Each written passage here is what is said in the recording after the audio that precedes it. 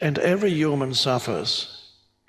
Every life form suffers because life is hard and challenging and precarious for every life form. From the moment life comes into being, life is challenging and precarious for humans, for animals, for plants.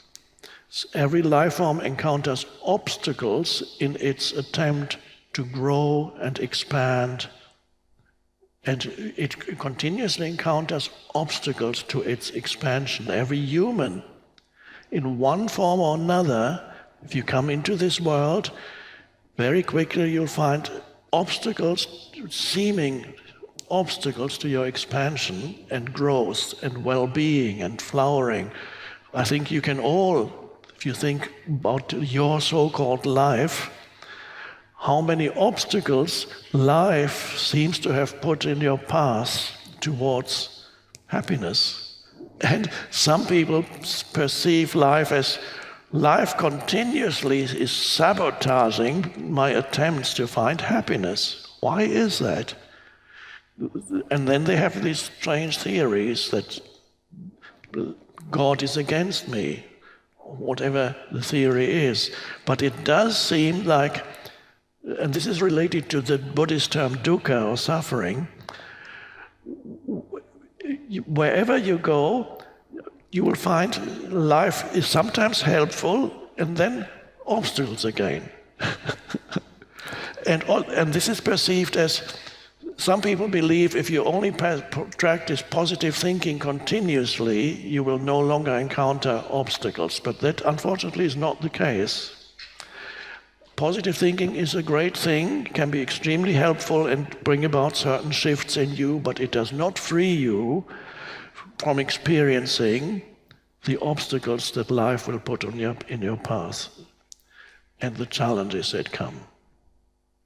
So those obstacles, whether they come in the form of loss or illness or relationship problems, many of them arise from their own mind, because your mind creates an enormous amount of problems that are quite unnecessary, but the mind doesn't know that. So the mind creates an enormous amount of conflict that is unnecessary in your life. That's one kind of obstacle, is your own mind.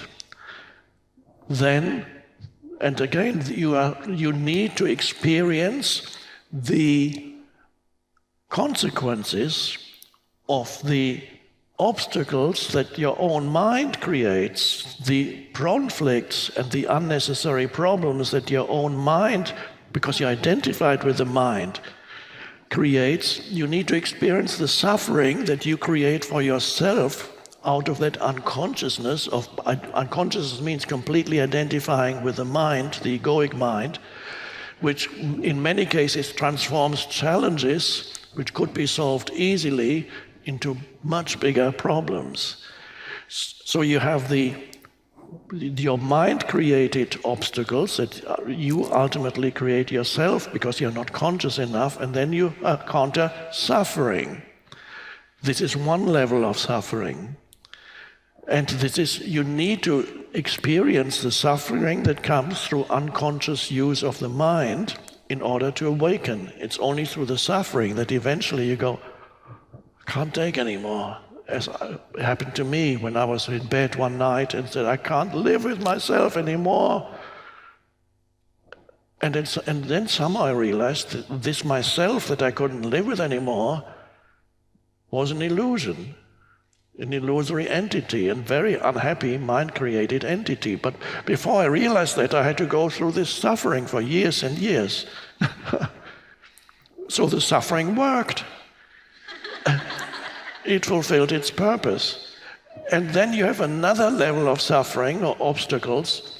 Obstacles come to you seemingly from the outside, that suddenly you have an accident, an illness that's a kind of outside. It's something seems to happen to you that you have not contributed to. Something happens to somebody close to you, dies as an accident. Many things can happen where you seem, I haven't created that, of course. But let's go back to the suffering. First, the suffering that arises from your own mind creates conflict and all those things that create suffering, and then at some point you awaken. And then what remains is the suffering that comes with having a body, for example, because eventually the body gets older.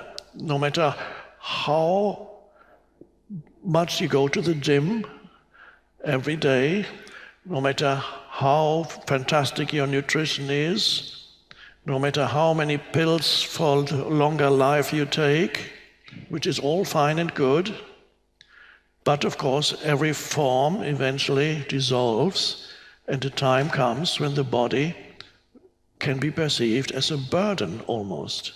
The older you get, the more likely it is to happen.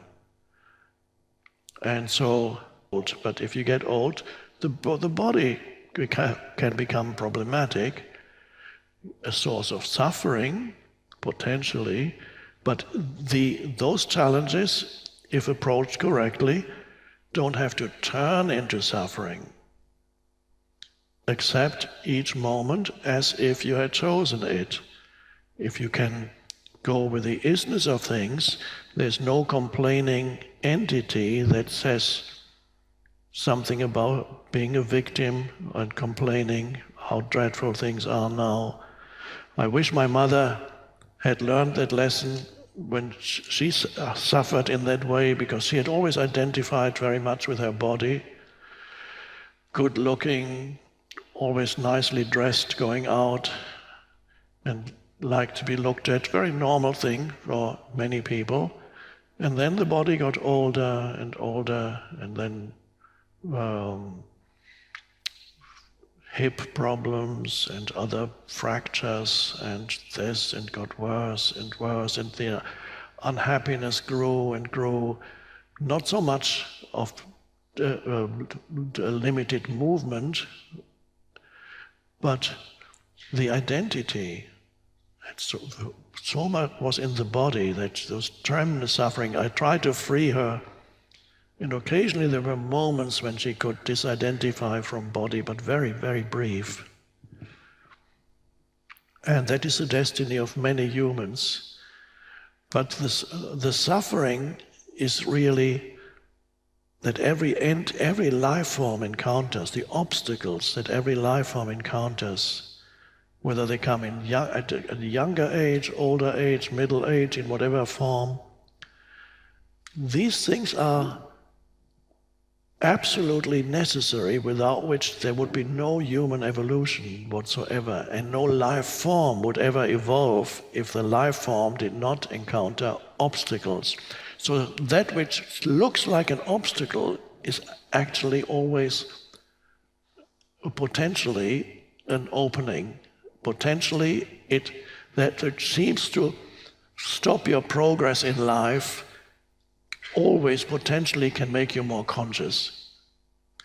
So you can use every obstacle that arises in your life, if you can works especially quickly, if you accept each moment as if you had chosen it, and when it looks this moment is an obstacle, you go with it instead of complaining or running away from it, and then accept, and then act if action is possible, or don't act if no action is possible. You identify with thinking, and the identification with thinking becomes ego. And there are many people in this world who are stuck with hostile, life-denying, continuously critical and attacking entities that they carry in their head, and they believe that is who they are. To become free of ego means becoming free of thought, identification with thought. That's the end of the ego.